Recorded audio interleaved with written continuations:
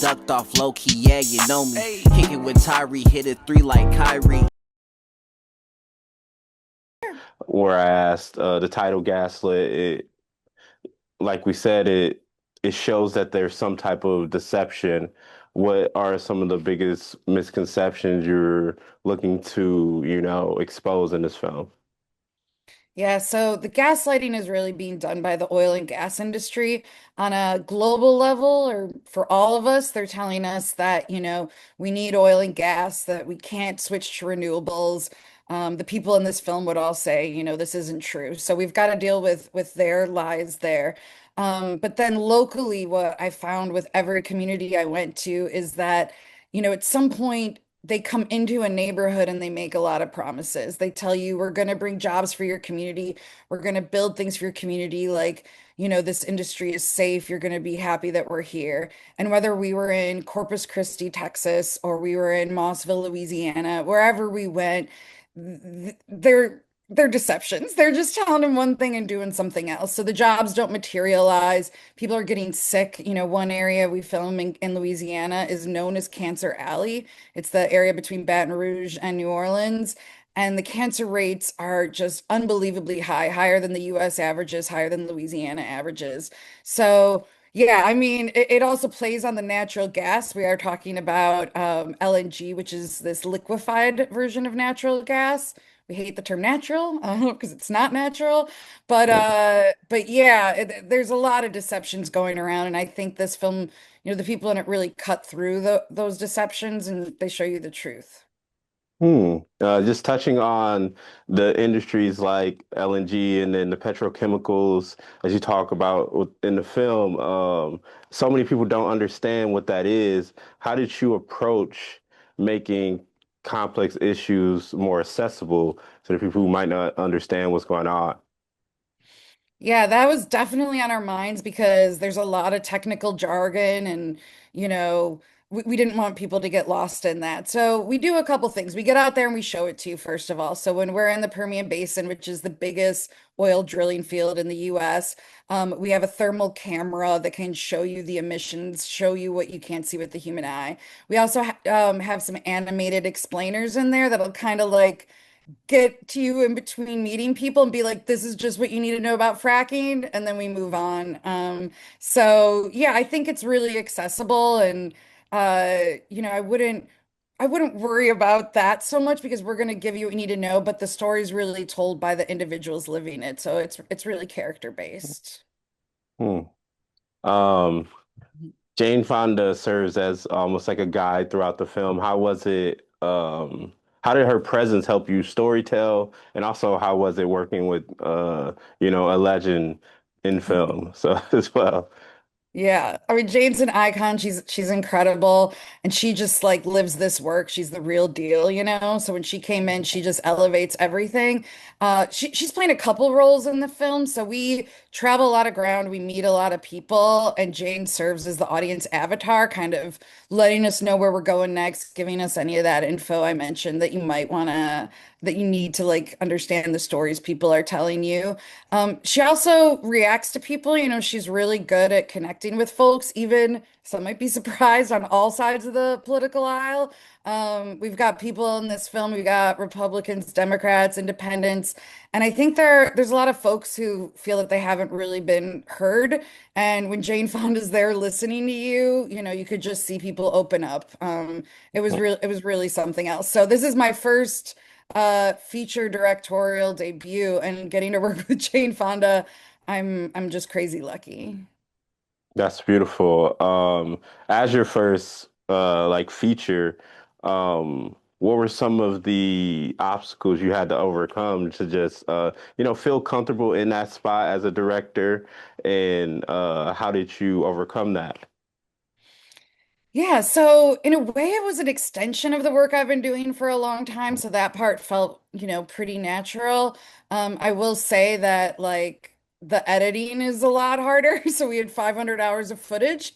And so even though it's 2 hours, it's a challenge to get it down there and just to work on something for 3 years. We started this in early 2023, so we've been doing it forever.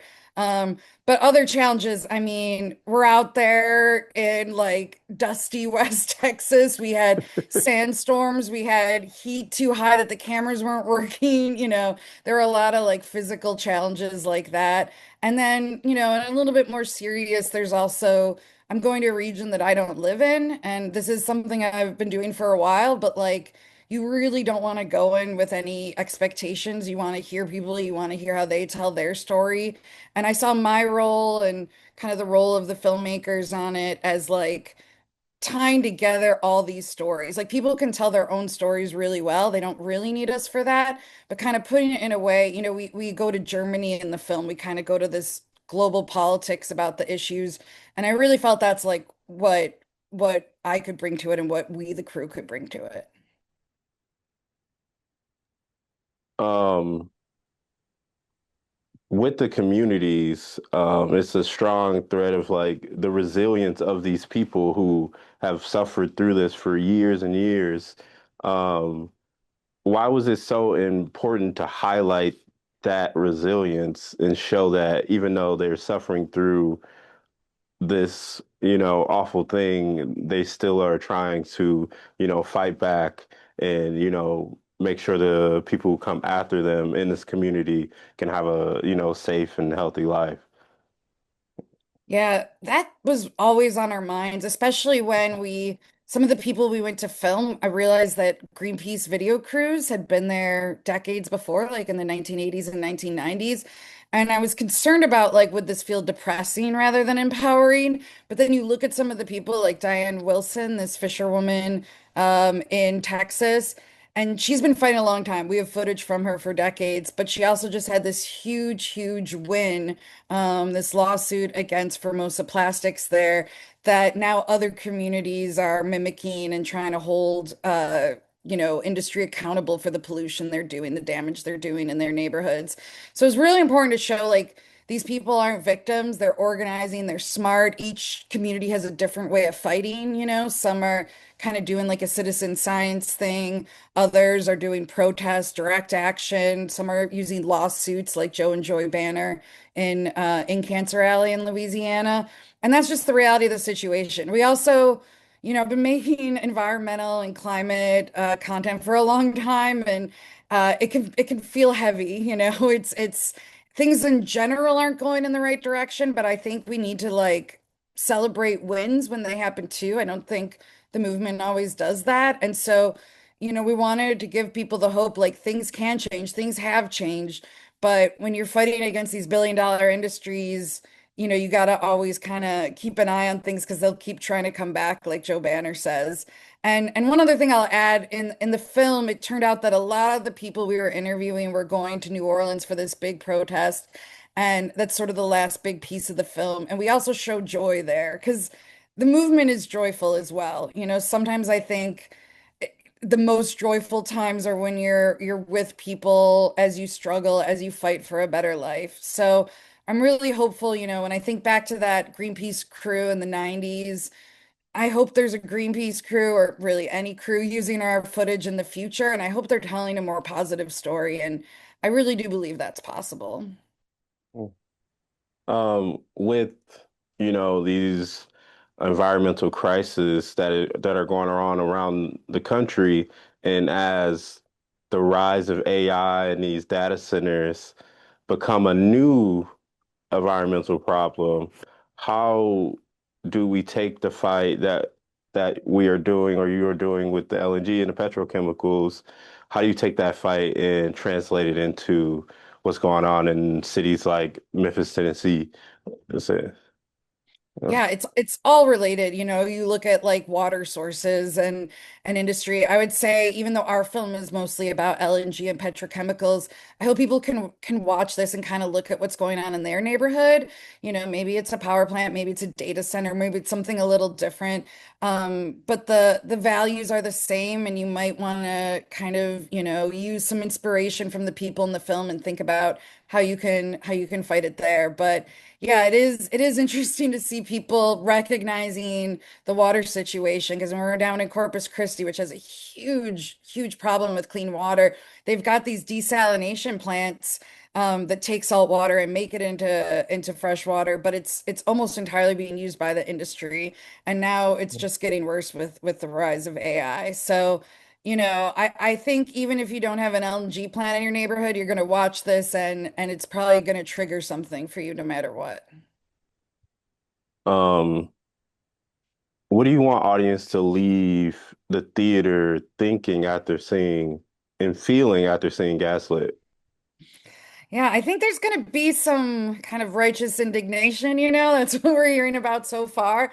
But I hope that that inspiration is there too. You know, there's going to be a bunch of people in the film. Like, yes, we have Jane Fonda, we have Maggie Rogers, we have actress Connie Britton. These are all people who support these causes, who fight, and who are here to shine a light on it. But there's so many people that you don't know in this film, and I think that's what's going to really stick with people is like I didn't know all these people were fighting this, and maybe seeing themselves in it too. You know, you can on our website gaslitdoc.com, you can go in and learn more about each person because there's about 30 activists in the film. So obviously their stories are much deeper. And so if you want to support them, you can go that way. If you want to look at your neighborhood, you can go this way. But I hope that I hope that there's still that hope to fight at the end. That's the key thing for me.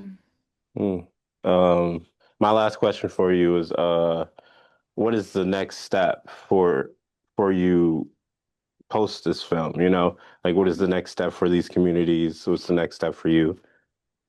Yeah, so we're working on an impact campaign right now, that's pretty serious with it. So we're both doing things with all the folks in the film. A lot of those are local, but there's also global ones. For example, with petrochemicals right now, there's a governments all around the world are meeting to try to have the first global plastics pollution treaty. So this would really look at single-use plastic and phasing out of it. There's also fights to hold polluters accountable for the destruction of the communities and out of their profits, you know, the make polluters pay fight, like getting them to help do cleanup and things like that. Um, so I'm gonna be working on the impact side for a while. You know, I come from Greenpeace, we're a campaigning organization. This part really fires me up. And then, you know, after that, I'm looking for more stories like this. You know, I think these kind of timely but also kind of complicated stories are what really fire me up. And I think we got a few of those happening right now. So I love these kind of people-based films, and I just think there's so much we can learn from the folks on the front lines, and we got to listen to them. That's beautiful. Well, that's all I have for you today. Thank you for, kicking in with me and having this conversation. I'm sorry it wasn't recording at the beginning, No, it's, but I think we I'm glad we still got made it. do. Yeah, I was like, oh, thank Yeah, God and it was like the first or second question. And so I'm used to being on the other side, so I feel you. I've had that happen when you gotta be like, I gotta stop it. We're not getting this. No, it was great to meet you, Tyree. I love that your questions are great. I'm excited to see Okay. it, and yeah, I'm really excited for the festival. I'm from Kenosha, so I'm Oh, excited yeah. to yeah to be Wisconsin back in native. Wisconsin. Yeah, Yeah. exactly. So you're Yeah. going to be at the festival next Thursday Yep, I'll for. be there for the first two screenings and afterwards for a Q&A. All right, sounds good. All right. Can't wait to see you. Ducked off low key, yeah, you know me. Kick it with Tyree, hit it three like Kyrie.